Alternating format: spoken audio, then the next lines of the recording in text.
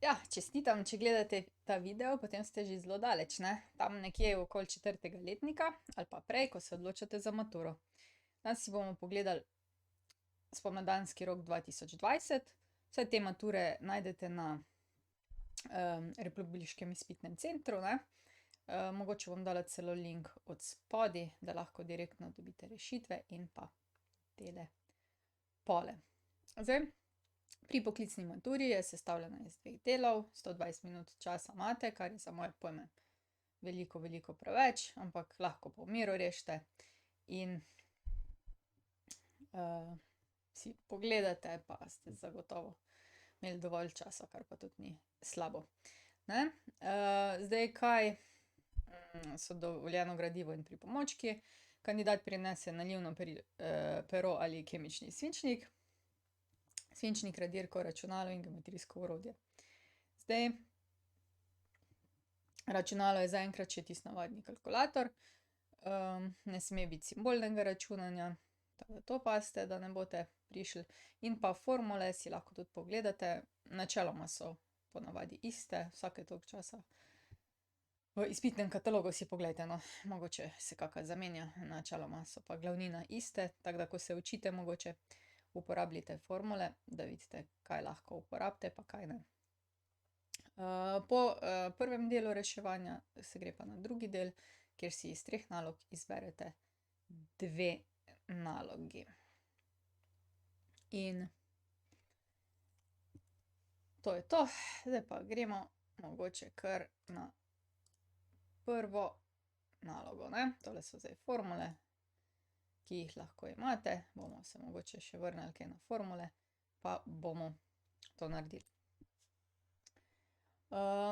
Takole, ne. Zdaj tule piše: brez računala izračunajte vrednost izraza 3 krat koren 16 plus 9 minus četrti koren 16, potem pa deljeno, ne vem, če se vidi dobro, z 5. korenom iz 32. Zdaj, kaj pomeni brez računala, ne? Brez računala pomeni, da mora biti potek lepo viden, da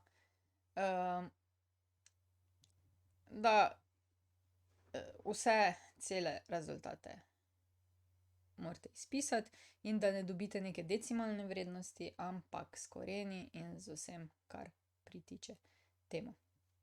Tako, no, bom jaz napisala zdaj ta izraz: 3 krat koren 16 plus 9 minus četrti koren 16 deljeno s 5. korenom iz 32.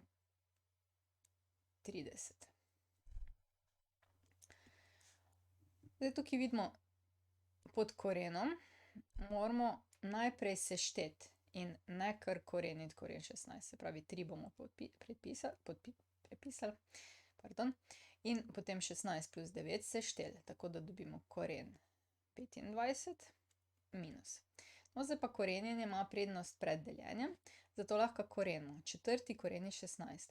V bistvu se vprašamo, katero število moramo dati na 4, da dobimo 16. In prav ste uganili, to je 2. Prav tako lahko tole, ta del, a ne, samo ta del tudi vnesete v kalkulator in dobite, da je četrti koren iz 16 2. Potem pa deljeno mora ostati in isto naredimo za koren 32. Zdaj, vsi ti visoki koreni, ne, 5. koren pa tako naprej, zelo velikokrat so to nizka števila, ne, recimo koren, potenca števila 2, potenca števila 3, 5 ali pa kaj takega, ne, zato ker potenciranje funkcija hitro narašča, ne, in potem bi imeli vsega boga. Dobro je, no, nehajmo nakladati, ne. 2 na 5 je 32 in zato je 5. koren iz 32 tudi 2. Nekako malo še nagaja tale moja tablica, jo bom probala potem malo spametovati po drugi tele nalogi. Okej, 3 krat koren 25 je pa zdaj 5 minus, zdaj pa minus pa deljeno. Kaj ima prednost? Deljeno, ne. 2 deljeno z 2 dobimo 1 in dobimo 3 krat 5 minus 1, no, 3 krat 5 je 15, lahko zračunamo, ne, ker je množenje ima prednost. Minus 1 je rezultat 14. In to je zdaj ta prva naloga.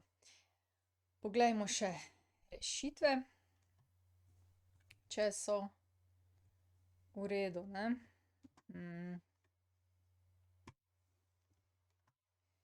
Takole, pa jih poglejmo, takle. In tukaj vidimo, ne, najprej za koren dobite eno točko, četrti koren eno točko, peti koren eno točko, pa če vse skupaj, zdaj tole uspete zračunati, še pa eno točko, ne, tako da ta naloga je kar taka prijetna za ogrevanje, se mi kar dopade. To je konec. Če rabiš več, na ninarazlaga.si, prosim, naroči se na moj YouTube kanal, tule. In pa, če bi rad kaj prispeval za ta projekt, spodaj je vpis, sprejmemo, ni da ni.